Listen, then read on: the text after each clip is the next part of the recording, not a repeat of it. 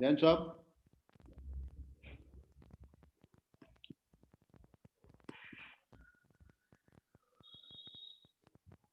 Shuru Kamlesh, kariye. should we begin now? Hi, Yes, okay, sir. sir, right. Okay, Please do. Please do. okay, okay. So, good morning, friends. Nice to see so many people again on Sunday morning. Uh, I'm also thankful to Mr. Gopalan, who has very kindly agreed to deliver a talk today. We have heard him earlier once, uh, but I'll briefly introduce Mr. Gopalan in case people don't remember. Mr. S. Gopalan is basically a chartered accountant by profession. And while working in the industry, he says he was fortunate enough. I'm sure we all are fortunate to hear Krishnaji. He came in contact with J. Krishnamurti and also heard his talks around 1980.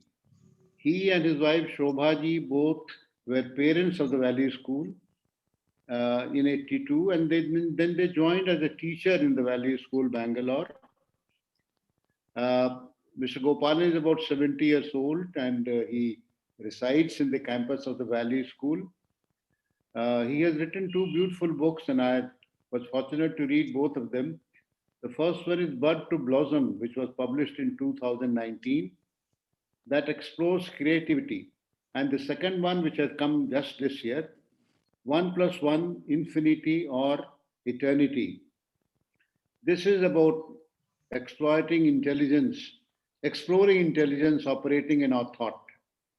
Uh, with these words, I once again welcome Mr. Gopalan, and he is going to talk to us about discontent, whether it is benediction or curse. Sir, you are free to address us for about 15 minutes to an hour. And after that, if Dr. Gajanan Rao is here, he may make some observations. Otherwise, the floor will be open for participant to ask questions. So with these words, I once again welcome Mr. S. Gopalan. Yes, sir, you can go ahead and start the lecture. Thank you. Thank you, Dubeji, and pranam to everybody. When Sushil ji asked whether I would give another talk, and I said yes, he said, then subject bataiye. And he also, we started talking on WhatsApp. And he made one observation. He said, आप तो campus में रहते हैं? I said, हाँ जी. तो आपको बाहर का दुनिया तो पता ही नहीं. He said something in this vein, and that started a train of thought in mind. And from that I said, okay, let us talk about discontent, and I will weave in Sushil ji's comment into the talk at an appropriate time. It will be good if we have a lively discussion after this, because I think discontent is something very scary. Is there any time when you have not been discontented or dissatisfied in your life? As a child, as a student, as a young adult, in middle age, in old age? Is there any time when you have not been discontented? And has this discontent been a problem? Of course it is. It brings uncertainty, it brings a lot of discomfort. If we cannot have it, we think it would be a peaceful existence. At least we think that. Some of you may have a pet or the chance to have observed a cat or a dog at close quarters. If we look at these animals, food is their primary motivator of activity.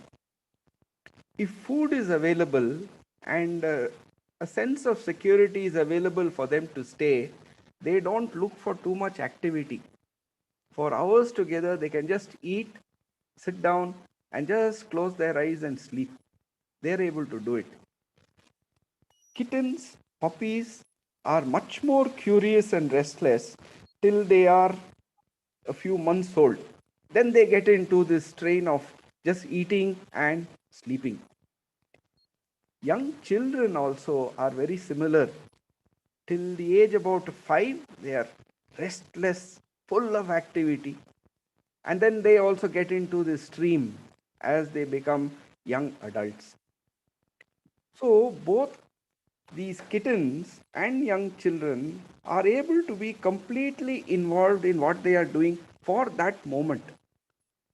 Even if that moment is a very short span of time, they are restless, but they are not discontented.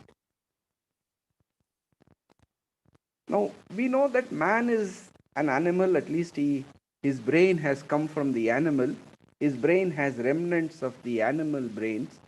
In fact, human beings are called Homo sapiens, intelligent primates. Now, in the 18th century, there was this Englishman called William Smith who was building canals in England, and in the process, he collected fossils. And then he observed the fossils which are layer upon layer, and he came up with the understanding that the earth was not built in 6 days and 6 nights. There was geological evolution which had brought the earth to where it is today, and this process of evolution continues even now. The Himalayas are growing even today. Then, about 50 years later, Darwin came in with his theory of biological evolution. And one of the things that Darwin predicted was that psychology would become evolutionary too. Krishnamurti raises a very fundamental question here. He asks, is psychology evolutionary at all? If psychology is evolutionary, then it should be possible to get rid of discontent bit by bit, gradually over a period of time. So, if we compare the human being and the animal, there are some distinctive differences between the two. But the most distinctive difference is that the human being is perpetually discontented. The animal doesn't seem to be discontented. So, this discontent, is it physical or is it psychological? Now, again, if we look at human living, how do we know that we are alive? Everything comes from the senses. So, sensory response receptors respond to contact with the world, and then they send in a stream of sensations to the brain. And when the sensations come in through the brain, perception happens, and then recognition happens, and all that.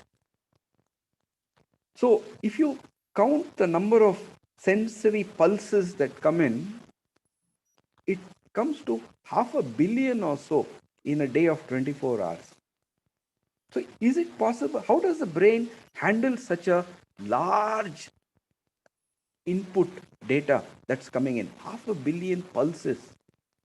So, the brain has a very simple way of doing it. Brain, including thought, it doesn't look at every pulse. It only looks for change in pulses. You can experiment with this very easily. If you were to listen to a monotone, any musical instrument, just a monotone, how long can you listen to it? Before you know it, you fall asleep. So the brain, if there is no change in the sensation, the brain just goes to sleep. It's very similar to the display screen of the mobile phone. If you notice, if your mobile is not continuously being used, in 25 seconds, the screen switches off. It's a way of saving electricity. So, unless there is an excitement for the mobile, the screen doesn't show. And the human brain is also in the same way, is it not? If there isn't an excitement, human brain goes to sleep. And the brain physically, the body has no problem with going to sleep like that. Someone else has a problem with going to sleep. And that is the person who is operating the brain. Our egos, our identity, self, me, mine, this has a problem when brain goes to sleep, because it is awake only when the brain is awake. If the brain goes to sleep, ego is compelled to, is switched off. It can't be alive. So this makes it clear that discontent is psychological and it cannot be gradually reduced. If anything happens at the psychological level, it is in that instant that it happens or it doesn't happen at all. And this tells us why we need this perpetual variety. Variety is the excitement that keeps us going, keeps this self up. So the self, as we can observe, has no way of knowing that it is alive, except somebody telling me that it is alive. So there needs to be reaction, there needs to be stimulation that tells us that we are alive.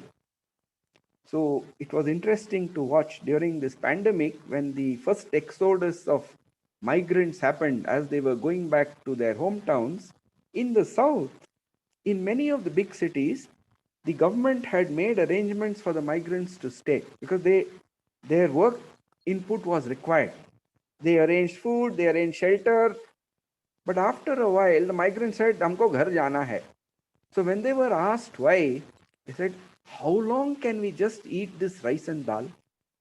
So even they needed a variety. So variety, we say variety is the spice of life, but without variety, it's extremely difficult to live. So that is the driver of this variety, is it not? This whole inability of our thought to remain with one continuous sensation. Now, I talked about very young children. They used to go to school from the age of 5. Now they go to school from the age of 2.5, even if it is called a play school. What is the basic attempt in all schools from preschool, nursery, kindergarten, junior school? Is it not somewhere or the other to manage and tame the discontent, restlessness of the child? Sit in one place, do what he is told, then he is manageable. But in the process of doing that, the natural curiosity is also smothered, is it not? So, if we want to encourage the curiosity to remain, can you have the curiosity without the discontent? So, discontent has been a problem of humanity from the time man came on. And there are two distinct approaches from the West, which at least I classify it as two. One I call the Graham Bell approach. You know, Alexander Graham Bell was the man who invented the telephone. And it was Graham Bell's statement, quote, "Concentrate all your thought upon the work at hand. The sun's rays do not burn until brought to a focus." So focus and direction has been of extraordinary importance to human beings. And that in fact forms the basis of all education systems. What is the objective of focus and direction? That is the way you can acquire, you can gather, you can keep adding.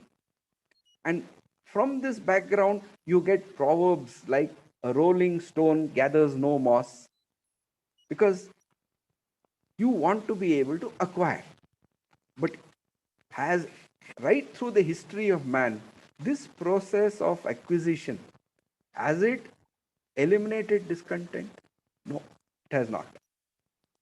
So then there is the second approach. This I call the Edison approach. You know, Thomas Alva Edison was the inventor of the electric bulb. He was a prolific inventor and he created many inventions, not just the bulb.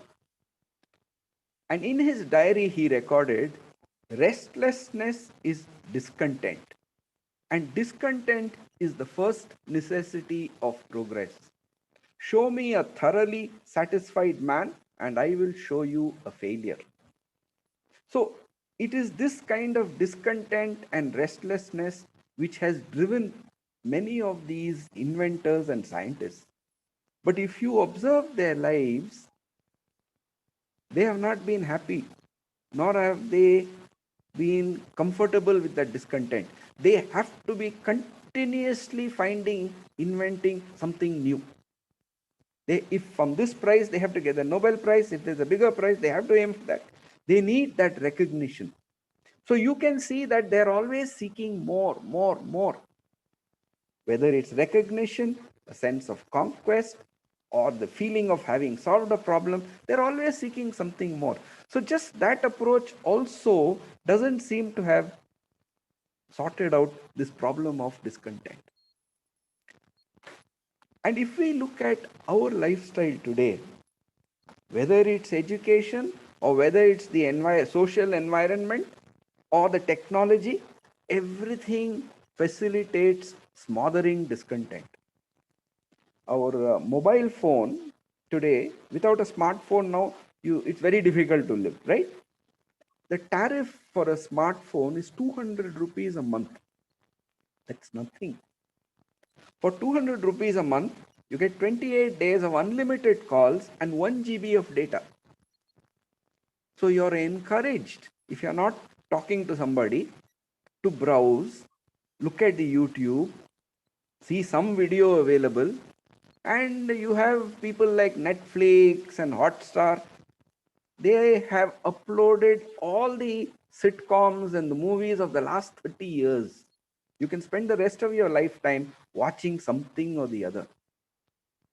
Apart from that, we have our traditional escapes, alcohol, drugs.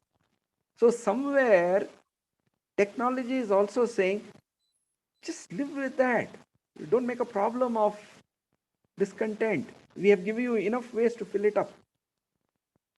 So right from the young age, we have been encouraged to, in a sense, fill up discontent, smother it, be comfortable. So the question comes, who is it that needs this perpetual search for stimulation? And the answer is very clear. It's not the organism of the body. It's the ego, the I, the sense of identity, which is always seeking something to new, and therefore the discontent is right there. So can any attempt to fill discontent ever succeed? And that leads to the next question. Do we really want to fill discontent and end discontent? If you have seen somebody who has Alzheimer's or who is in a coma or some kind of a vegetative state, you don't see any restlessness outside. They can't show you any indicator. Does it mean they are not discontented inside? We don't know. We can't say. Do we want the vegetative state? Most certainly not. So, on one side, we want to smother discontent, but on the other side, we don't want to be a vegetable. So, unless we understand the root of discontent, there can be no finding a solution to this problem. So, this is the human opportunity. Only human beings have discontent. Only human beings want to end conflict, fear, sorrow, suffering. Only humans search for security. And discontent must continue till security is found.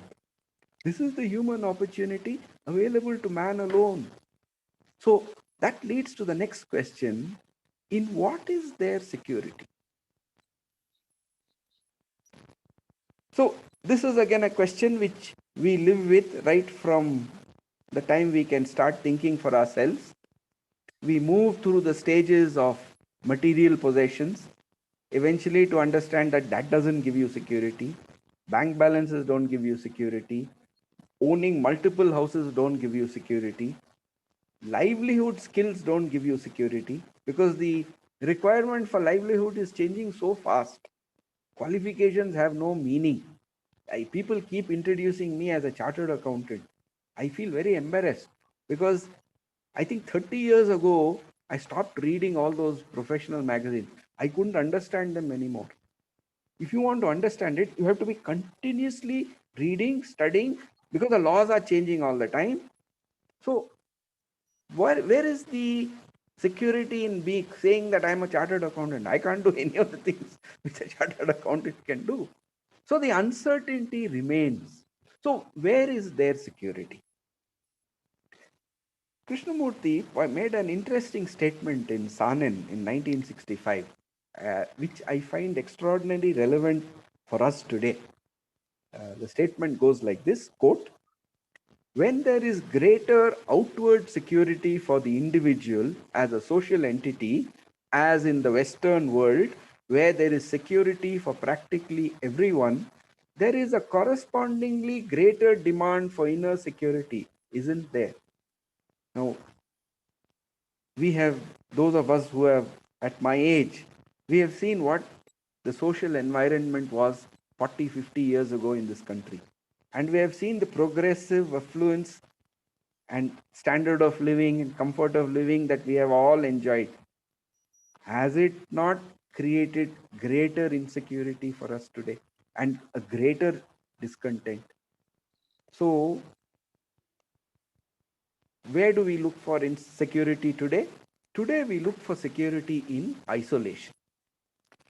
It begins with the isolation of myself, with my identity. That's the first isolation level. That moves on to personal space, larger houses. 40, 50 years ago, in the middle class Indian environment, there was no concept of a separate bedroom for everybody, right? In fact, in most middle class houses, families were large. There would be one place where all the bedding would be stacked. At night time, all the bedding is spread out in all the rooms. You sleep. In the morning, you pack it up again, and then the house goes back to being something else. The room goes back to being something else. Today, we can't think of that. We need to have separate bedrooms with a door which can be closed, right? So, that isolation is necessary for us. And you only have to extend it to what has happened in the last 8 months of this coronavirus. You see, suddenly in March, we had a lockdown. After that, the lockdown was extended, and then the lockdown has been progressively withdrawn. If you notice, this time has been actually quite a comfortable time. We have money in the bank. Big Basket and Amazon deliver whatever you want to the gate, wherever you are. Where is the need to go out? We all have now either good cell phones, or we have this fiber optic cable. So endless 24/7 access to internet. So you have all the entertainment available. But even if you want to do some serious study like writing a book, or you want to study Krishnamurti, everything is available on the net. Where is the need for me to go outside of where I stay? So, and we are seeing the effect of this today right outside. The unlock program has allowed schools to start. No school has started. Every time they want a school to restart, they say, let's do a survey with parents. And parents says, we don't want to send the children. But it's not just parents. The interesting thing is, some of our teachers find students are saying, we don't want to come back. We are getting more time today. We are able to do our studies better. What is the, once in a while we'll come back for our friend, but even for friendship circles, we've got the contact. Where is the need for us to come back to the school? So I don't know if, as an aside, I don't know if those who are into education are seeing that this knowledge-based education was always meaningless. It became more and more meaningless over the last few years. And perhaps in a few years, it would have gradually worked out its course. The pandemic brought it to a sudden halt. What is coming in its place is not better, it's infinitely worse. Because this internet has come in, access has come in, the illusion has come in that by typing in some questions on Google and getting the answer, education has happened, and it further encourages you to remain isolated. And wherever you have a little spare time, it says here is entertainment available, exciting entertainment. There's no need to remain quiet at all. This is the way it is going. So the existing model of educational institutions, they are facing a real crisis in front. I don't know if they see it. Because all you have to do today is to remove this barrier that you can write an examination only by joining a school. People will step out. Next year, I understand some of these big industries are getting into digital education. They're going to offer you packages right from home. You can accumulate whatever information you want. And if education is only acquiring a paper certificate based on answering a few questions, you don't need to go to school. So there's an existential crisis that is in front of education today. Unless the education becomes more meaningful. And this is where Sushil ji's comment, this is what Sushil ji's comment started off. He said, "Aap campus mein baithe hain, you are very comfortable." It's true. If you now invite me to come to Indore, I will say, why not just do it in Zoom? It will save a lot of money in traveling, effort. You see, there is somewhere a fear. This medium is enough to communicate. Why interact at all with the world? So this is the biggest illusion, that isolation gives me security. It prevents illnesses from coming in. It's the biggest illusion that we are working at. And there I have a real challenging question for ourselves. We have these large campuses in the Krishnamurti schools. Krishnamurti had his vision. Why he wanted these large campuses, he understood. I don't know if we understand that. But we live on these campuses 10 years, 15 years, 20 years, 30 years. Has our fear ended at the end of the stay here, or has it increased? I think if we have stayed long enough here, we are unfit to go and live in the city now. We can't live in the urban environment anymore. We need that physical space. We need that sense, but more than that, we need that sense of isolation. In that is the security for us. So, is discontent any less within these bubbles? No. Discontent is still there. At the same time, we know that we don't want to become vegetables. So, which way do we go? In this matter of culture, Krishnamurti said something very interesting. I just read this passage. Quote, "Do you know what it means to be discontented? It is very difficult to understand discontent because most of us canalize discontent in a certain direction and thereby smother it. That is, our only concern is to establish ourselves in a secure position with well established interests and prestige so as not to be disturbed. It happens in homes and in schools too. The teachers don't want to be disturbed, and that is why they follow the old routine. Because the moment one is really discontented and begins to inquire, to question, there is bound to be disturbance. But it is only through real discontent that one has initiative." So, last time when we spoke, Harsh was here, and one of the comments he had made was, when you listen to Krishnamurti, don't listen to the words. Now, what does this imply? What does this imply when you listen but not to the words? And why do we accept a statement that Krishnamurti makes like this? Is it because we have given him a certain authority? That's what we would like to think, but I don't think so. And I would like here to differentiate between authority and trust.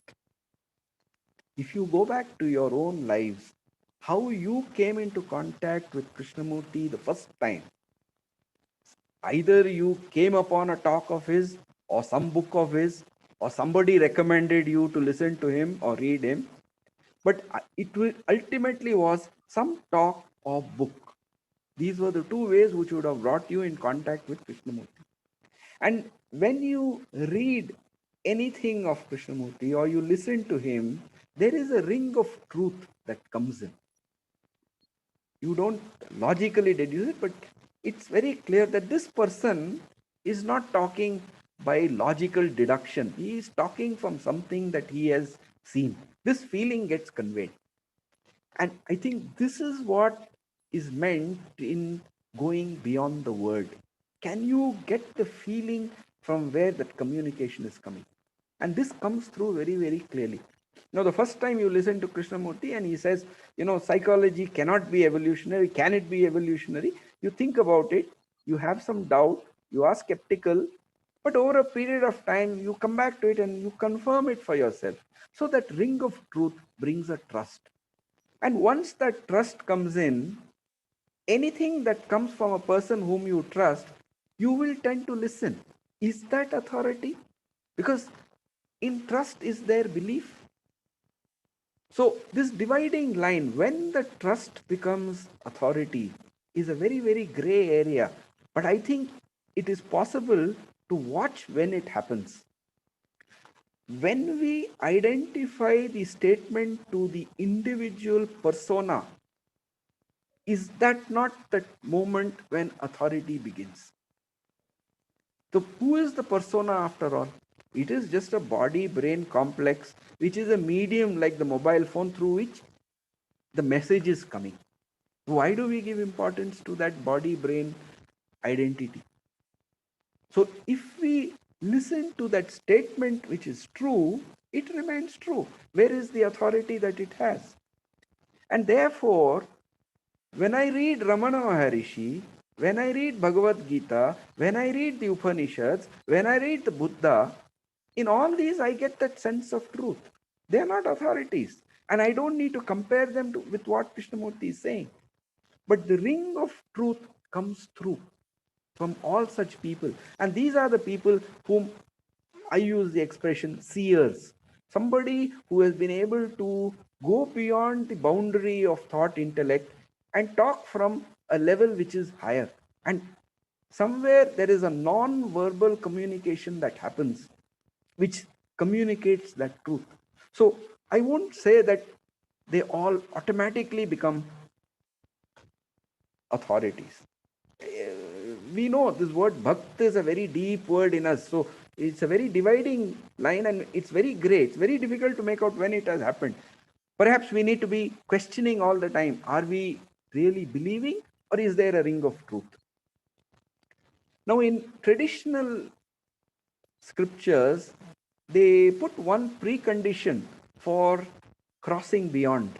They said you must have a yearning for it with an intensity similar to the intensity of the desire for a breath of a man who is drowning.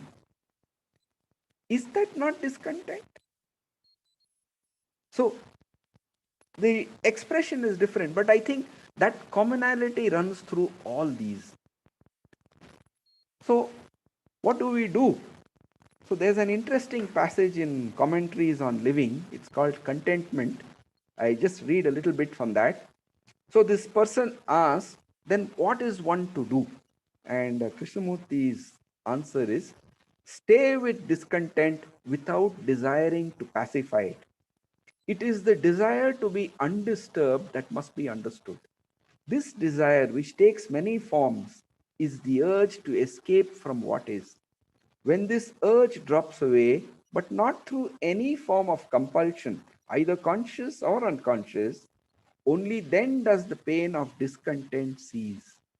Comparison of what is with what should be brings pain. The cessation of comparison is not a state of contentment, it is a state of wakefulness without the activities of the self. At some point, you must have cleared your shelf, cleared your cupboard, and disposed of all old paper. It's phenomenal amount of paper that we accumulate. Old bills, old correspondence, old books, notebooks, and we go on tearing it up and it becomes a pile.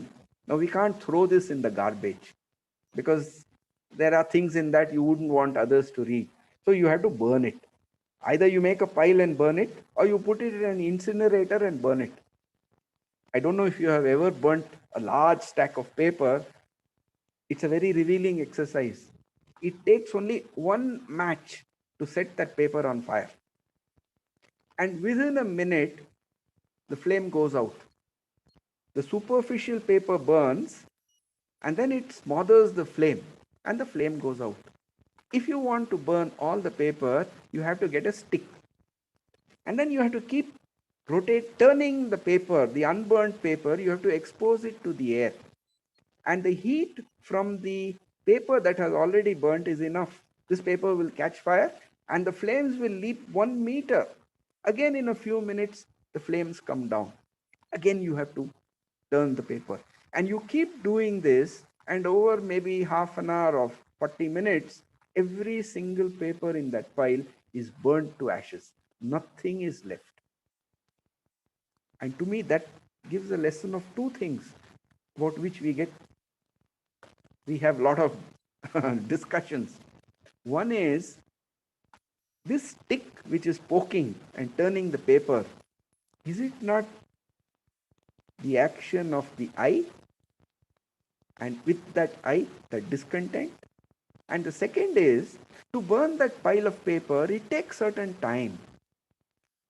Not the time for something to become, but the time which a seed takes from the time a seed is sown till it sprouts, becomes a plant, flowers, fruits, and withers. There is a certain time it takes. So it takes its time. That time is involved. So what I would like to round off this discussion, this opening is, we have a tendency to blame the ego as the cause of all our ills.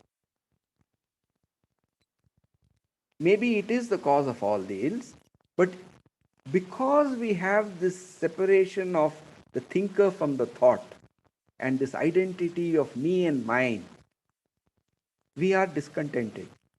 And discontent, is it not the flame which makes you keep stirring that pile so that whatever is inside is burnt? So is it, and that is why I ask, discontent along with the self, me, mind, ego, is available only to human beings. Is it a benediction or is it a curse? Because it seems that this is what will open the gate to freedom. So is this not the human opportunity? Thank you. Thank you, Mr. Gopalan. Very beautifully placed. Thanks a lot.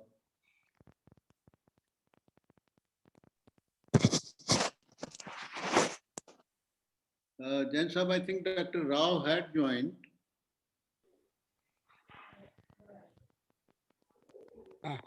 Dr. Rao seems there, but as usual, he has a problem with that because you have not emailed him, perhaps. If we email him, then he can connect with his laptop. Otherwise, he feels some problem with that. So we can go with question answer session now. I think Trinesh wants to ask a question. Let me unmute him. Dr. Gajanan Rao is very much there, but can I be heard? I am not. Yes, we can hear you. Doctor, yes. Audible? Yeah, you are audible. Please. Yeah, I can't see myself. Okay, it doesn't matter. You Can I have to talk? see us. Can I say a few words? Yes, sir. You're most welcome. It's very refreshing to see Gopalan again. It is utter sincerity, uttering many valuable words. You're right, sir. You're very right. I think we are in illusions, different illusions, including I can't throw away one paper. They're accumulating like hell, and I can't see them burn. But I nevertheless want to send it away. This discontent is something very confusing to me for a long time. Although I read about it, I'm glad you said something rather clear about it, but I am not very clear. I'd like to ask you, is this discontent that he's talking about refers to some kind of an inner urge to find that? Apart from the discontent, we have several things. We get them, we are still discontent.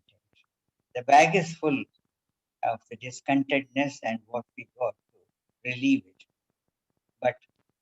is he referring to that discontentness, which is a kind of a burning fire deeply inside on every occasion, whether you can know they are known? I want you to explain that. Sir, I am nobody to explain. I can only share my thoughts. Yeah. Yeah.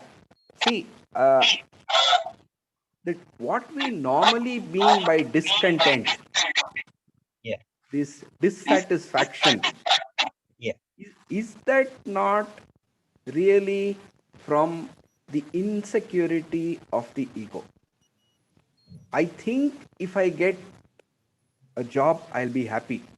When I get the job, then I start cribbing about working conditions. I crib about colleagues. I crib about not getting promotions. When I get the money, then I say, what's the use of this money? I'm still dissatisfied. So, somewhere we seem to be searching for a state of non disturbance. But is not the disturbance itself arising only from the division caused by the I separating itself?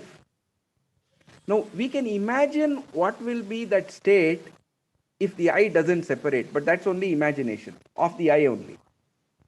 So, that's not possible.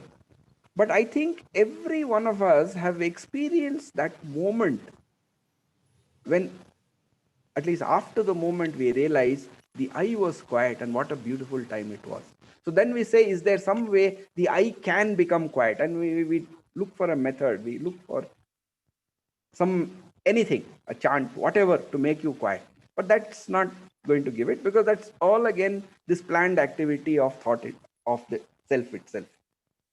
But this discontent that drives us to do everything that we do in the consciously, is it not the discontent of that deep insecurity of the self itself? And that That I insecurity, agree. That I agree. But is there a deeper discontent cannot be put out? What movement happening? We can just happen. Okay. You have found that.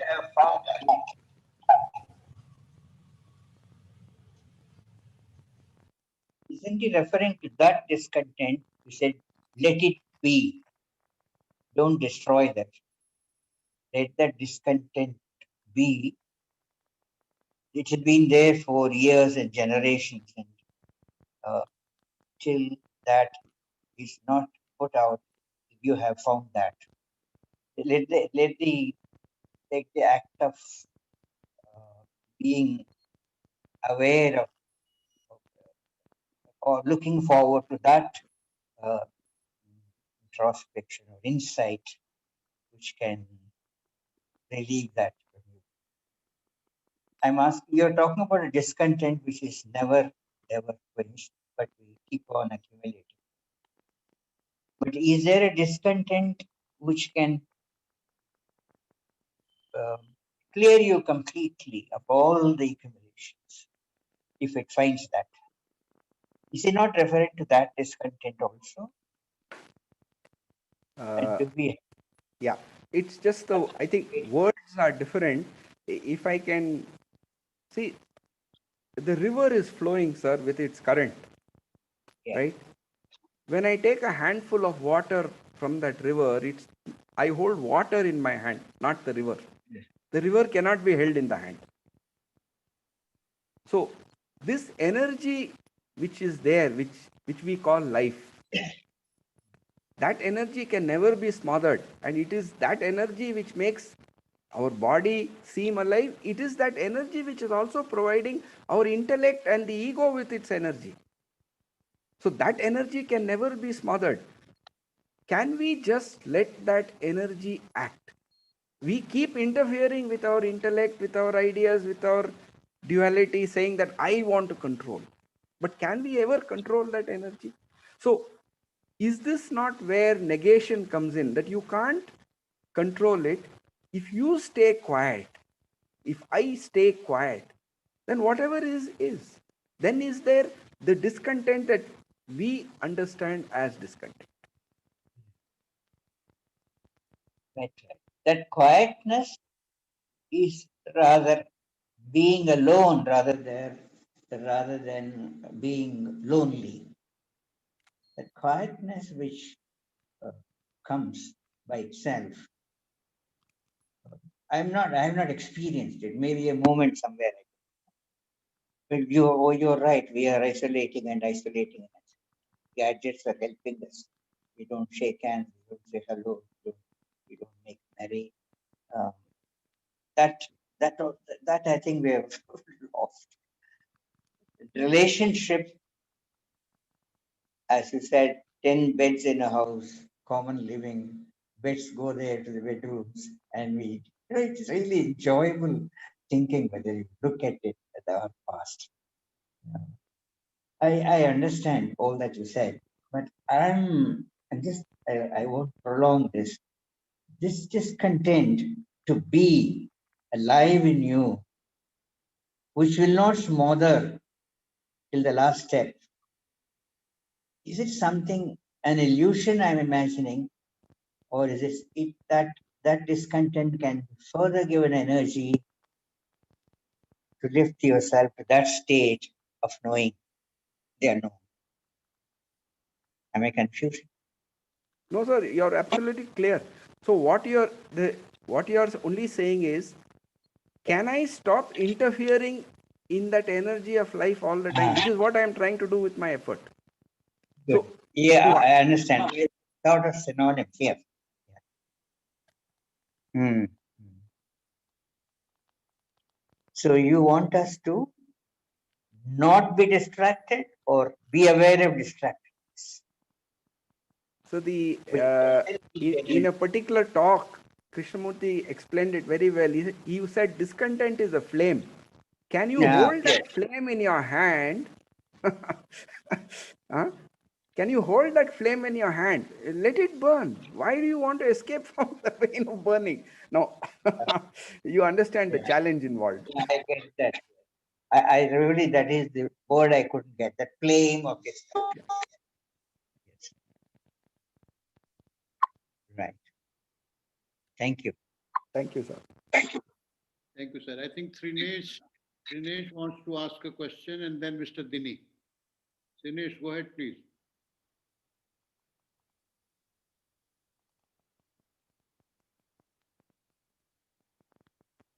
Dinesh, I think we have lost him. So, Mr. Dini, you want to put up your question to Mr. Gopalan?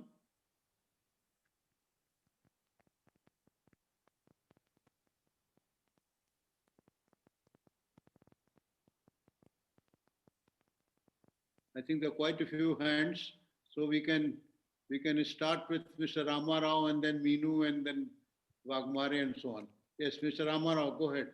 Dubedi, they are asking to be unmuted. Yes, sir. Yes, sir.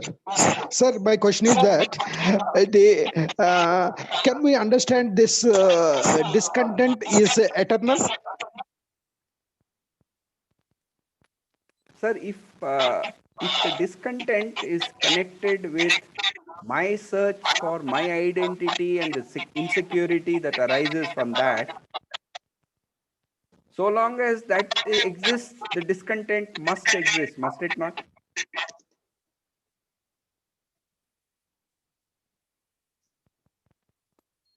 No. You see, when you say that it is my discontent, by doing some extra effort, I can fulfill it. No, if the discontent is because of the self I, so long as I exist, the discontent must exist. Only I feel discontented, is it not? Got it, sir. So you mean to say that this I itself is a discontent, but the discontent is not means like a eternal. It's one shadow of the I, if I may put it that way. Is it not? I don't know. If you put an object in front of the light, it must throw a shadow. So this shadow Okay. which I is throwing is discontent. Will it not throw that? Can there be ever be a state where the I does not feel discontented? Yeah, it is true.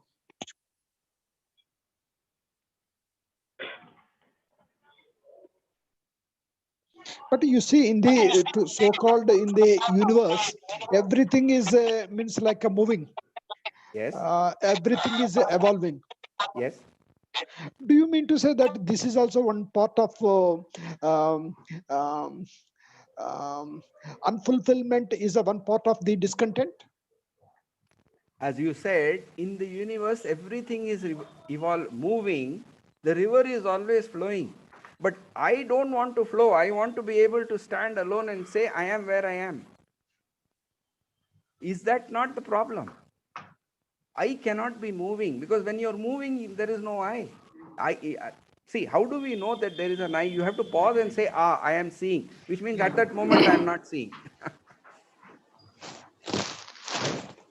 Yeah, I could see something. Thank you.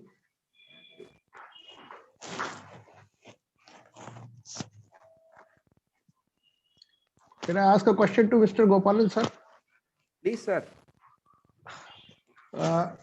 Sir, I think that Mr. Krishnamurti is referring to a discontent, which is discontent per se, and not the discontent which is related to your simple dissatisfaction of the worldly things and all.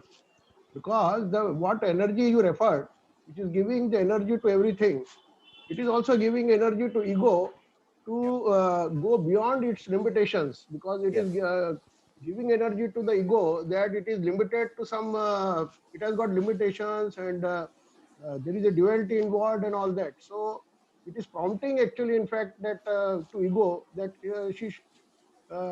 ego should check that where there is any possibility to go beyond. What do That's right. you have to say?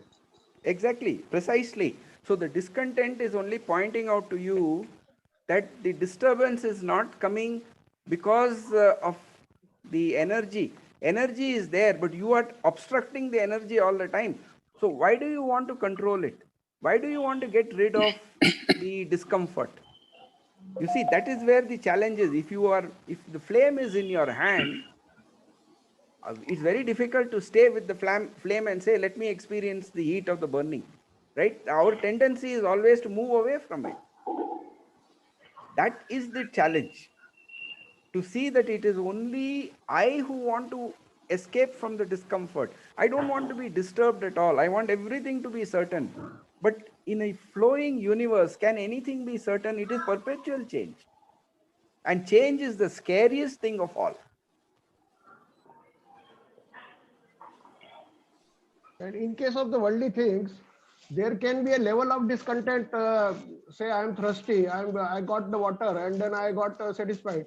But in the case of psychological ring, you create something, and unless you reach to some your incompetence level, then only you get satisfied. That's right. So there is a difference between restlessness and discontent. That's what I was trying to say. See, when the dog is hungry, it goes looking for food. That is driven by the physical state. Yes, that is not I don't call that a discontent. Discontent is, I am hungry, I've got the food. Now I say, but there are only 3 varieties here. There is no dessert. There is no this. So this is nothing to do with hunger really. Not physical hunger at least. Yes, yes. Thank you, sir. Thank you, sir. Mr. Murthy and then Mr. Ramgowda. Mr. Murthy, please go ahead. Hello. Yes, Yeah, please. go ahead. Good morning, sir. Thanks for Morning, a sir. nice talk. I have a question. I would like to know what is the difference between discontent and dissatisfaction. For example, if I don't have a car, I am dissatisfied. I make some money and buy the car, and I am satisfied, at least temporarily. So dissatisfaction is arising from the self, that is the ego, the ego thought process. Whereas discontent, does it belong to the universal part of the human consciousness, and discontent per se as it is there, and it has nothing to do with the dissatisfaction. Yeah.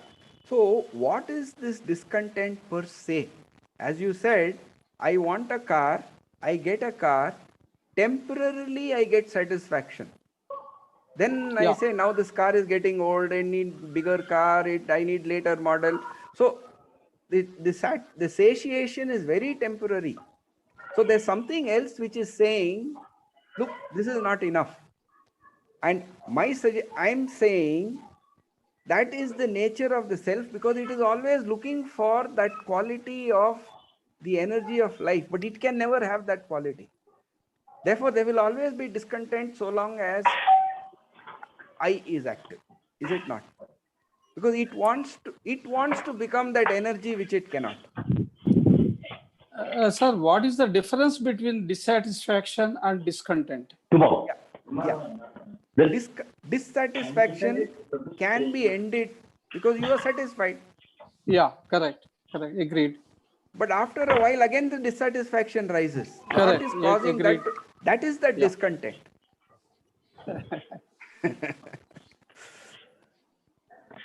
Thank you, sir. Thank you. Thank you. Mr. Satyanand Ramgopal, please go ahead. Thank you, sir. sir, I'll take the question next, sir, or after another person, sir. I just need some time. Okay. Okay. Thank you. We have any other question coming up?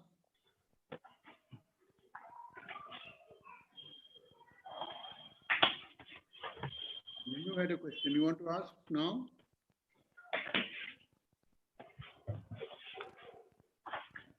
Shashank is raising his hand.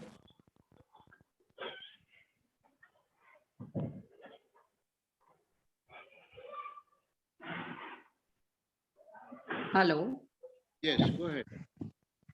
Yes, sir. Sir, can we discuss a little bit more on what is the difference between the I, the ego that we are talking about, and what we actually are? Like, we are referring to some I and ego, and we are referring to something that we actually are. That is why we are making the distinction. So I'm not sure about this, sir. So Okay. thank you, sir. See, there is something called life which energizes us. I think that is self-evident. And we see that, when a baby is born and somebody dies, what happens at that stage of death? Something disappears. So have we not always identified life with the body, the person, which is essentially the body plus his intellectual capability. This we call the person. But if we look at it for a moment, none of these exist without that energy maintaining itself. The body is continuously decaying. So when we say body is alive, actually, what do we mean? The new cells that we are making exceeds the old cells. That is life. If the new cells stop making, then you start decaying. And this whole illusion that of identity of me, mine, I, the person who is thinking, does it have a foundation or is it an illusion? Now that's something that I have to ask and find out for myself, is it not? But both these depend on that same energy, that one energy of life, which is keeping everything up. But is not our problem all the time really that I want to be in charge of the show? I want to know that tomorrow my lunch will come. I want to know that next year I will get, schools will open. I want assurance. What does it matter if school and college is open or not? Today it's holiday, stay at home. Tomorrow if it opens, go to work. What is the problem? But I want to be thinking ahead all the time, is it not? This virtual world which I want to live in, and which is what is the jail in which we are being trapped by technology and entire society. I don't know if we see that. The more of these gadgets, the more of this, we are getting trapped more and more in this. It's more difficult to come out today than it was 50 years ago.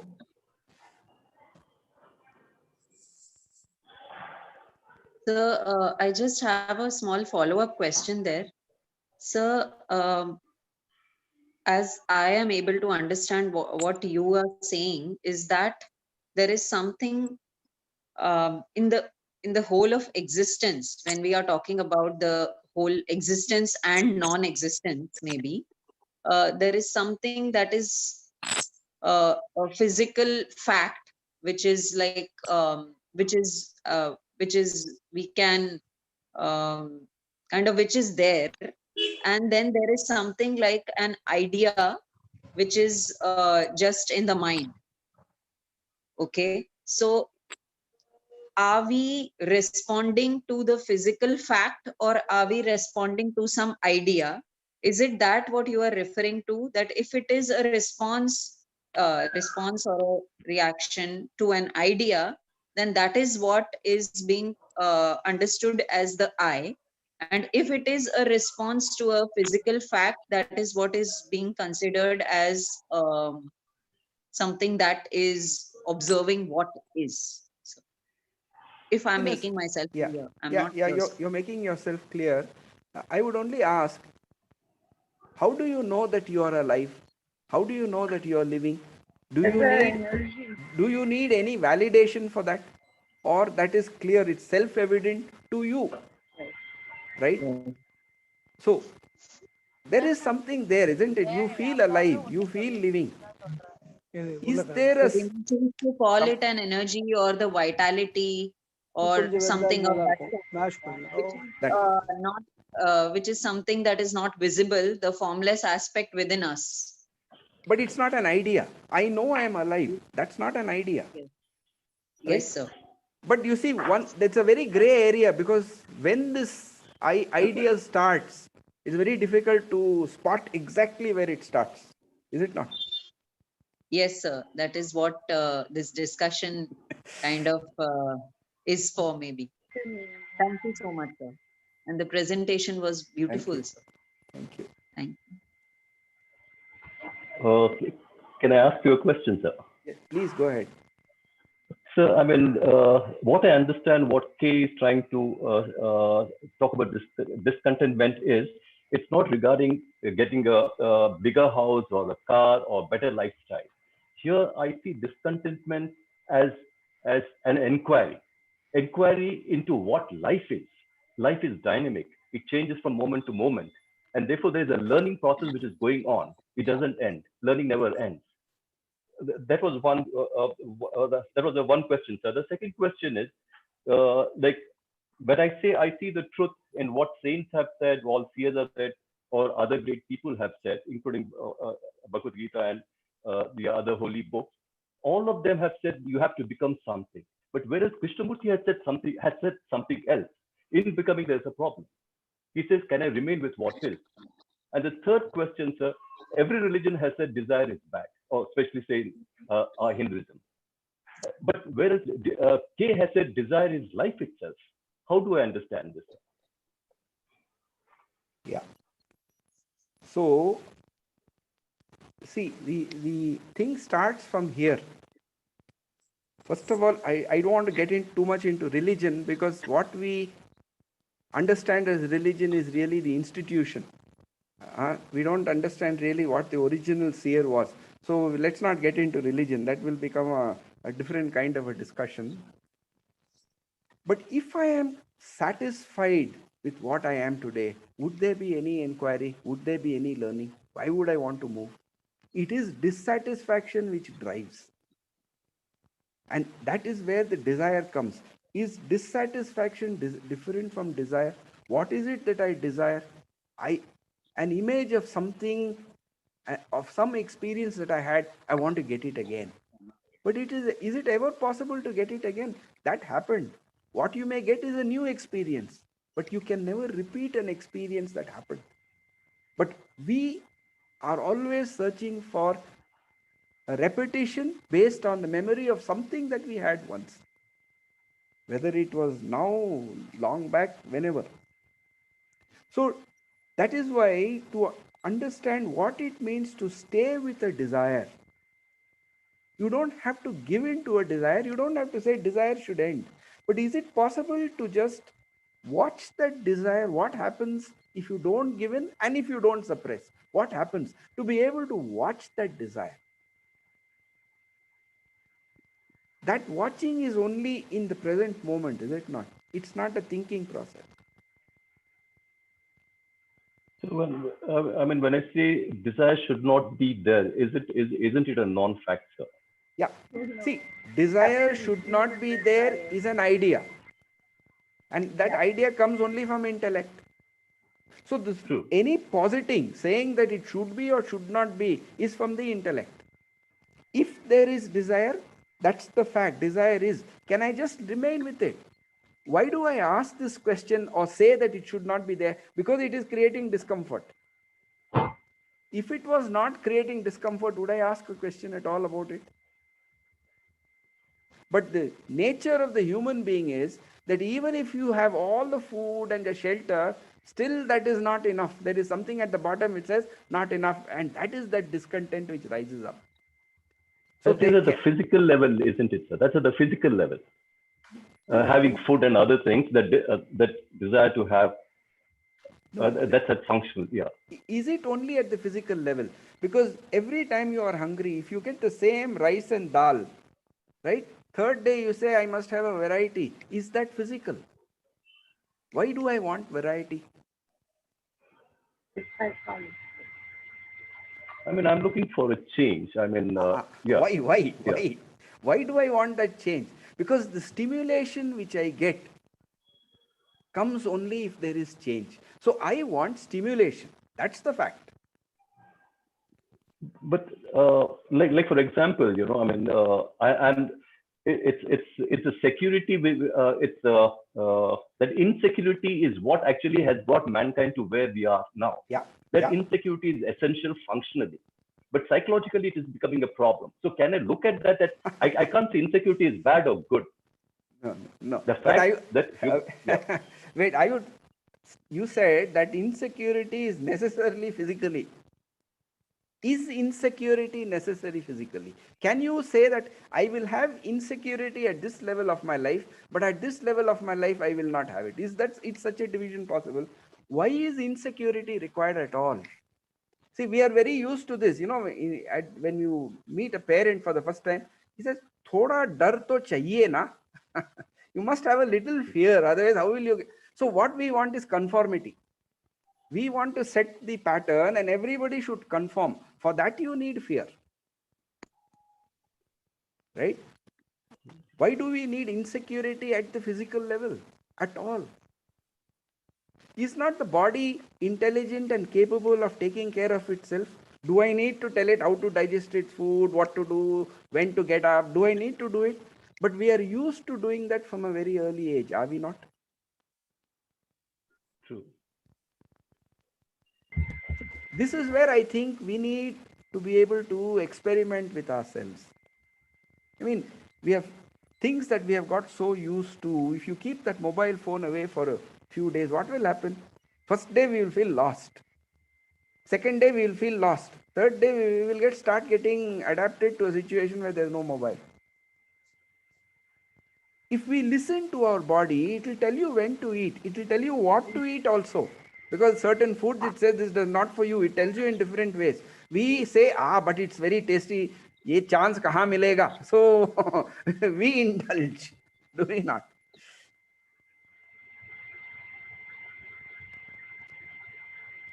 Savitaji has a question, then Mr. Shankar Rao and Vaishnav Sinha. Yes, Savitaji, go ahead. Yeah. Sir, lot of stirring. Thank you so much. You always lead me in too many inquiries. Okay, sir. I'm really happy to be here. And sir, when I see a discontent is continuous, eternal. But also if I agree, yes, it's natural and accept it. Can I then see it, hold it in my hand and accept this energy which is in constant movement?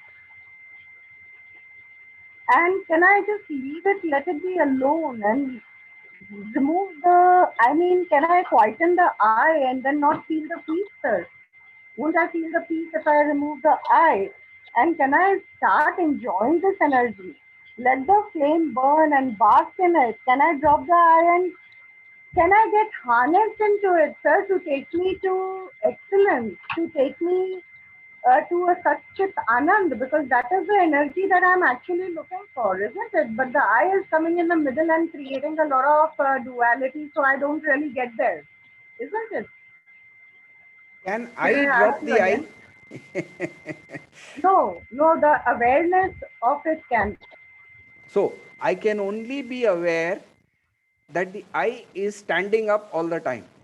It's saying, look, let me move from this. I want a change. I want this. I can only be aware of the activities of the I and how it is motivating me to push in certain directions. I can't say the I should end, right? That's again another idea. But I can watch how I am driven by the I. And that watching has its own effect, does it not? So can I just be watchful? Every time something happens, can I be aware of what is the motivation behind? What is the motive behind? What's the cause of it? Why am I being asked to do this? Not as so many questions, but can I just be aware of it? Which means that I can't do multitasking. Whatever I do, I have to put my complete attention on what I do for that moment. Whereas the whole social environment is encouraging us to do multiple things so that you don't ask these questions. Yes, so sir, in fact, I can feel this energy and it can elevate me or transcend me into a very peaceful self, isn't it?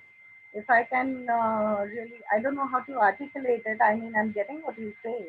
So there is this energy and it lets me transcend, and without this energy there's no, like, you know, a discontent, like somebody just said about the car thing. This thing will take me to the, if I fulfill one desire, to be desireless is another desire. It's a That's trap. right. That's right. So if I can observe that and hold it in my hand and say, okay, here comes another one, and just let it be. My mother used to say, भोग है बेटा, भोग लो, भोगने से छूटेंगे, भागने से नहीं.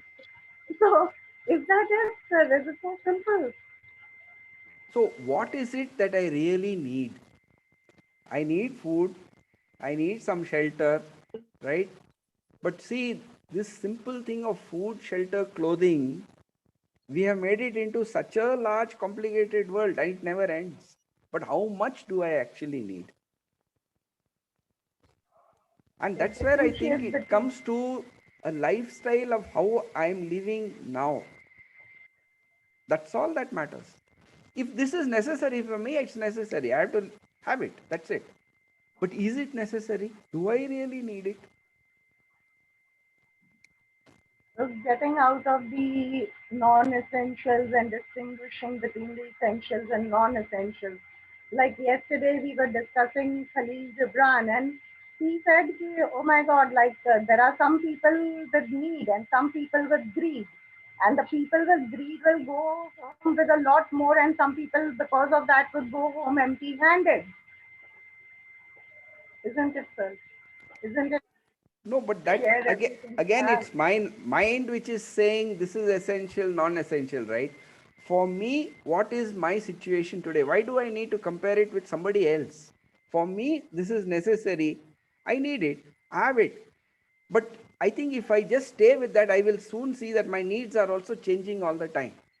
And in observation, I think you find your own equilibrium. Yes, sir. Yes, sir. So the thing is to slow down the process, hold it in hand, not try to escape from it and accept it. So this energy is there. We have to rekindle the flame, as you had said in our lectures. So, you know, if we can keep this flame going of this energy and keep observing, there'll be no kind of a, you know, confusion or chaos or conflict, because we are accepting. Yes, it will go on eternally. See, this is the gift given to us. We are human beings Yes. who are discontented. That is the gift. But do we see it as a gift? Amazing. Thank you so much.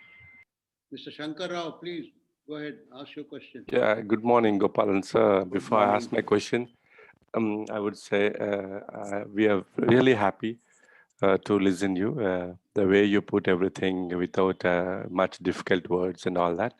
We request you to have your email ID in the chat box. We like to keep in touch with you.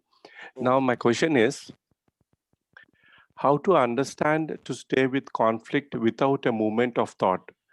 Why I put this question is whenever there's a conflict, I try to understand the conflict to come out of it.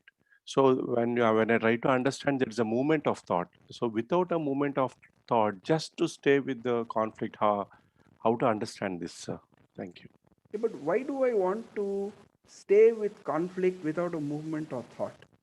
See, is this not again some idea that I have that if I have thought, it's a problem? So why do I want that? There is at this moment this thought. Can I just remain with that and watch what caused this thought to come up? A thought doesn't arise without a motive, without a reason. Sorry to interrupt you. To watch what the cause, again, movement of thought comes in, right? To watch what thought causing, you said just now. Yeah. Is So, it not movement of thought, sir? I don't want to get into the words of it, but when you are attentive, is it thought which is attentive?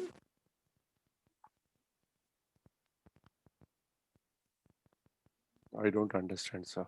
Sir, when you look at a tree or the sunset, right?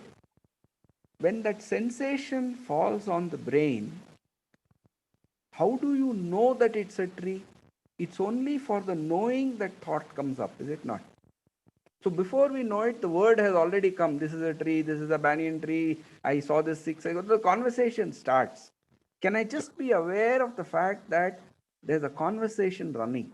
And all conversations are the realm of thought.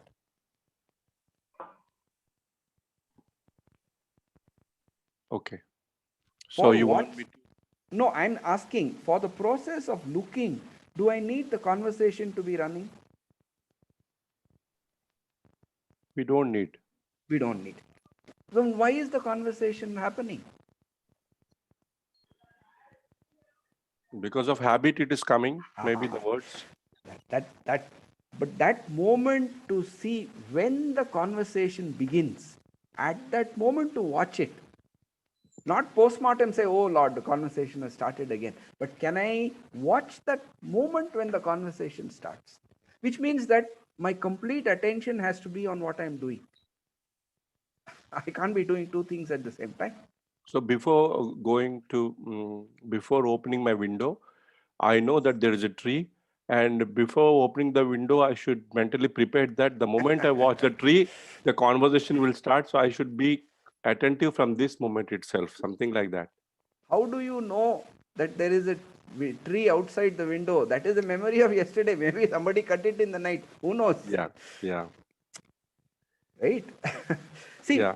We are so habituated to anticipate that we only look for the meeting of that anticipation. That's the training we have got right from a very early age, social setup, education. We are trained to anticipate before it even happens. I don't know if you have watched these quiz programs. Whoever hits the buzzer first gets the chance. So before the question is asked, 5 people have hit the buzzer. That's our situation, is it not? Thank you. I think Sir, in your talk, what I really liked is you said focus of thought. Focus. You use the word focus at some place. How I understood is when the sun rays put through a convex lens, they focus at one place and they burn it. I took it in that sense, and we can use it for the attention also. What JK uses. Thank you so much, sir. Bye-bye. That example you gave of the sun's rays focusing through a lens is used by every teacher to tell the child See, unless you focus and concentrate, right, you cannot move forward. This is the argument for concentration. Is there a focusing that will happen when I don't keep asking this? What will happen? The sun's rays will come in, and then what will happen? Let me watch. You mean to say that the sun is not capable of burning unless I intervene with that lens? I guess See, so. I guess so. Without the convex lens, yeah, you cannot burn, obviously. So already I have decided I want it burned. See, I have already posited the result. Therefore, I have to get to that result. But to not to posit a result, what does it mean to live like that? Okay, we can go to Sudeshna Sinha now. Please go ahead and ask your question. Yeah, yes. I don't know much. I would like to ask sir, like I am teaching in a school, and I would like to examine what the discontent, uh, like suppose I understand that there is too much of competition, and when I'm entering a class of 50 students, I am instilling fear in them. So there is discontent in me, but in my system where I am working. So is this also discontent which has led me, to inquire more, read more of Krishnamurti and what he is talking about in education. So is this also, can we say this is also a discontent where whatever is happening around me, I know there is something, there is something which is, it should not be this way. So my question is like, can we say this is also a discontent? Yeah. So this is the point which was coming through again and again. People were asking, is there not a discontent that is beyond the discontent you are talking about, a discontent which is far deeper? I'm asking, the same thing I'm asking, there is an energy, right? That energy makes you do what you are doing, and that energy is far beyond us. When I come into a class as a teacher and I say that, okay, today's lesson I have to complete this, you have to remember so much. At that moment, a little voice says, why should the fellow remember all this? But then I say, if you don't do it, this week's lesson will not happen. Next exam you will fail. Therefore, let's compromise. But deep down, there is a voice asking, why should you just know all these facts which are in the textbook? So a discontent starts building up that just the mere accumulation of information surely is not education. Because the discontent is there, perhaps tomorrow you will make a change in education. If you don't have the question at all, why would you make any change? So in anything you do, in any fact of life, you will find such a question comes. In anything you do, why do I need a job? I don't want to become a babu. Why should I go and do a babu's job? My life is, I would really like to play music. But then music may not bring me the money. So you see, the conversation is running. And it is this conversation which is dictating what we should do. We are really not able to work with that, what our voice is telling us. We're afraid. Because if you don't, then what will happen? What will happen? Or dunya kya kahegi? In different ways, it is this question. That is the deep insecurity. But the I must be insecure. It can never become secure. Only when we understand that the root of this I is in insecurity, there is no security there. And so long as it's whatever it touches, like the Maidas touch, it will bring a shadow of darkness on it. But will we not understand that through our own life experiences?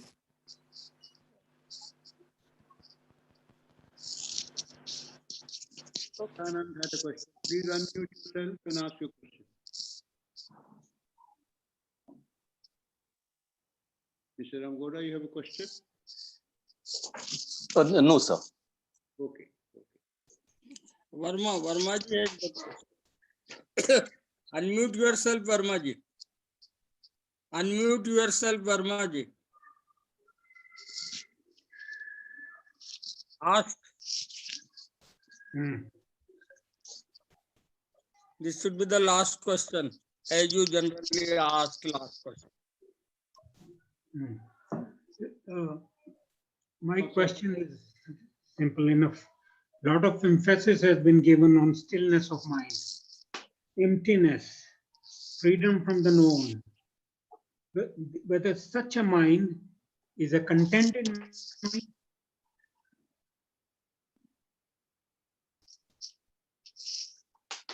with reference to contentment and discontentment. Such a mind which is required to see things as they are.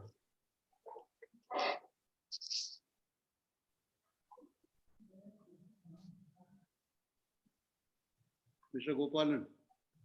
Yeah. So, is contentment the opposite of discontent? Or when there is no discontent, what is there? See, our mind is used to thinking in terms of opposites. If not this, it's opposite. When there is no fear, what is that state of abhaya?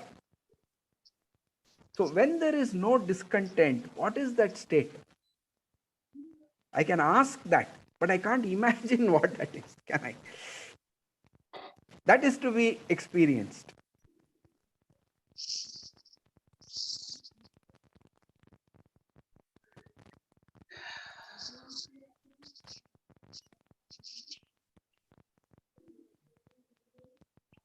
Then, sir, I think there are no more questions now. So can we? Only question remains with Gopalan. He has to come again because everybody is like. आप फंसा देते हो सबको. Yeah.